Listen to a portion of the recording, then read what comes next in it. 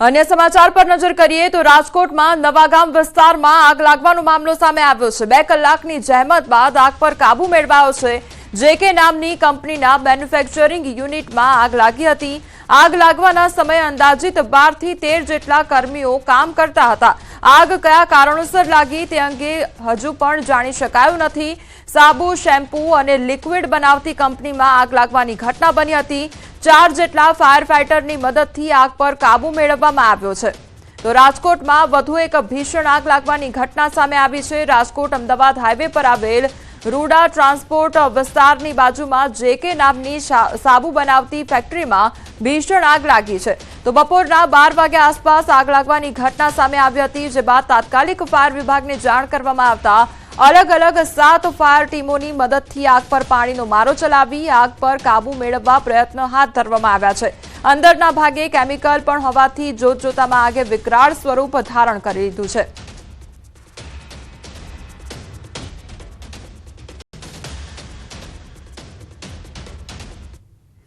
गुजरातना माथे हवे डबल एटेक छे। गुजरातमां हीटवेव अने मावठानी आगाही करवामां आवी छे। हवामान विभाग द्वारा आगाही करवामां आवी छे। कच्छ, पोरबंदर, भावनगर, दीवमां हीटवेवनी आगाही करवामां आवी छे। तो पोरबंदरमां ऑरेन्ज एलर्ट जारी करवामां आव्युं छे। महाराष्ट्र पर एक सिस्टम सक्रिय जोवा मळी रही छे। गुजरातना केटलाक विस्तारोमां मावठानी आगाही करवामां आवी छे। આજે ગીર સોમનાથ, અમરેલીમાં માવઠાની આગાહી કરવામાં આવી છે।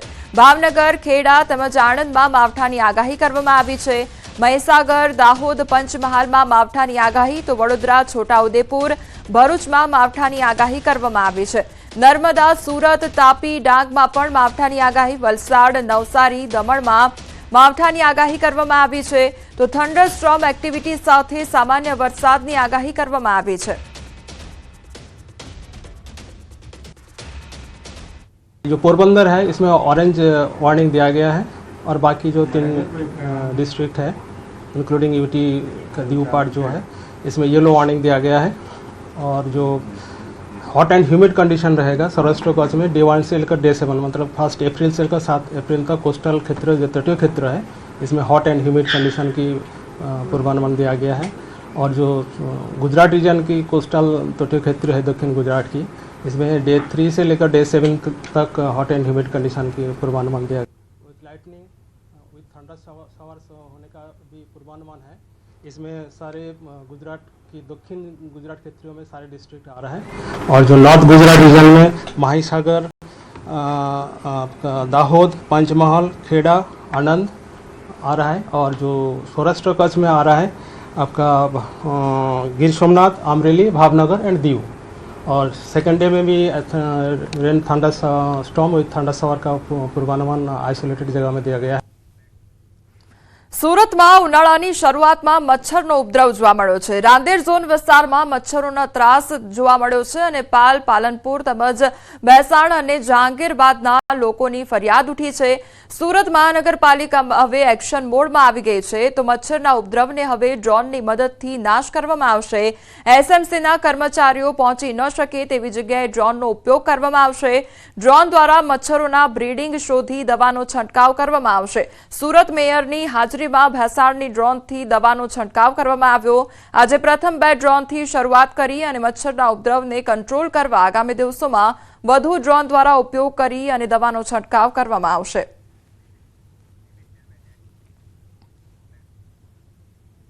સુરેન્દ્રનગરમાં પાણી માટે હલ્લાબોલ કરવામાં આવ્યો છે। 600 થી વધુ મકાનોના લોકો ત્રાહિમામ પોકારી ઉઠ્યા છે। 4 વર્ષથી પાણીની સમસ્યાથી લોકો હેરાન પરેશાન થઈ રહ્યા છે।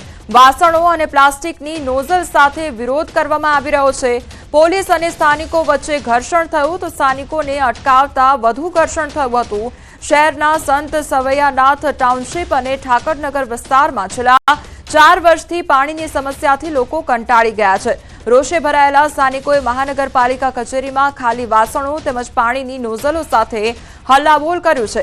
વિરોધ પ્રદર્શન કરતા પોલીસે તેઓને અટકાવતા મામલો ગરમાયો હતો અને સ્થાનિકો તેમજ પોલીસ વચ્ચે ઘર્ષણના પણ દ્રશ્યો જોવા મળ્યા હતા। જો કે ત્યારબાદ મામલો થાળે પડ્યો હતો।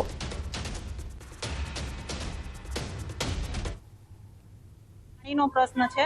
છેલ્લા 4 વર્ષથી અમે ટાઉનશીપમાં રહીએ છીએ પણ અમારો પાણીનો પ્રશ્ન બહુ મોટો છે કે અમારે મહિનાના 4 થી 5 ટેન્કર પાણી નખાવવું પડે છે. હવે એક ટેન્કરના 600 રૂપિયા લે છે, તો કેમ કરીને અમારે 6 ટેન્કરનો ખર્ચ દર મહિને ઉઠાવવો, બરાબર છે. હવે અમારી સોસાયટી અથવા રહેણાંકની આજુબાજુના વિસ્તારમાં જે લોકો રહે છે તે એકદમ ગરીબ અને મિડલ ક્લાસ માણસો છે. તમામ પ્રાથમિક સુવિધાઓનો અભાવ છે. પીવાનું પાણી પણ આ મહાનગરપાલિકા પૂરું પાડી શકતી નથી. અનેક રજૂઆતો કરી, રેલીઓ કરી, ધરણા કર્યા, પ્રદર્શન કર્યા, મારી ઉપર પોલીસ કેસ પણ તંત્ર દ્વારા કરવામાં આવ્યો. અંતે કંટાળી અને અત્યારે અમે પાણી માટે હલ્લાબોલનો કાર્યક્રમ કર્યો. કમિશનર સાહેબને મળ્યા. કમિશનર સાહેબે અત્યારે આશ્વાસન આપ્યું છે કે અગ્રિમતાના ધોરણે તબક્કાવાર તમામ સુવિધાઓ પૂરી પાડીશું. જામનગર ખોડિયાર કોલોનીમાં 80 ફૂટ રિંગ રોડ પર ડિમોલિશન હાથ ધરવામાં આવ્યું અને પશુપાલકો દ્વારા પ્લોટ પર કબજો જમાવ્યો હતો. ગેરકાયદેસર દબાણ દૂર કરવામાં આવ્યા. અંદાજિત ₹20 કરોડની કિંમતના પ્લોટ પર માલધારીઓનો કબજો હતો. પ્લોટ ખાલી કરી ફેન્સિંગ કરવામાં આવશે તો 33,600 સ્ક્વેર ફૂટ જગ્યા પર કરવામાં આવ્યો છે કબજો. પોલીસ બંદોબસ્ત સાથે કામગીરી હાથ ધરવામાં આવી છે. એ જગ્યા ઉપર માલધારીઓ દ્વારા દબાણ કરી અને ભેંસો તેમજ ગાયો રાખવામાં આવતી હતી. એ પ્લોટ હાલે ખાલી કરવાની પ્રક્રિયા હાથ ધરવામાં આવેલી છે, જેમાં પૂરતા પોલીસ બંદોબસ્ત સાથે એસ્ટેટની ટીમ તેમજ સોલિડેટની ટીમ દ્વારા હાલે આ કામગીરી ચાલુ છે. સમાચારોમાં આગળ વધીએ તે પહેલા રોકાઈશું એક બ્રેક માટે.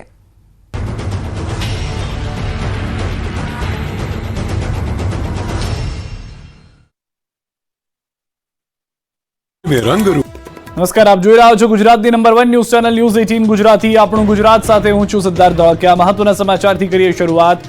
ગુજરાતમાં 4 દિવસ આંધી, તોફાન અને વીજળીના કડાકા ભડાકા સાથે કમોસમી વરસાદ ખાબકશે. 4 દિવસ ખેડૂતો સાચવજો. આંધી, તોફાન, કડાકા ભડાકા સાથે ત્રાટકશે માવઠું. 3 જિલ્લાઓ ટ્રિપલ ખતરો. જી હા, એપ્રિલ મહિનો આફત લઈને આવવાનો છે. કાળઝાળ ગરમી વચ્ચે અચાનક જ ખેડૂત.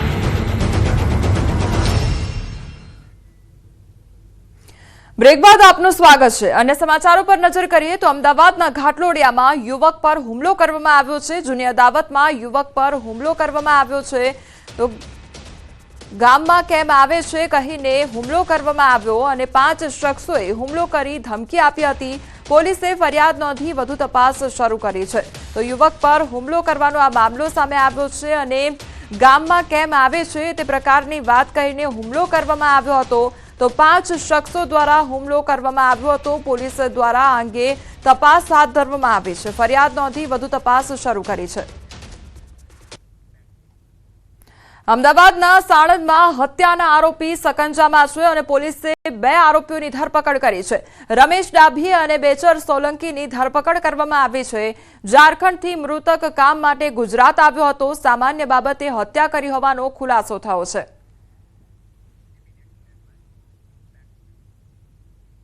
અમરેલી જિલ્લામાં સિંહની પજવણીનો જોખમી વિડીયો વાયરલ થતા તપાસનો ધમધમાટ શરૂ થયો છે.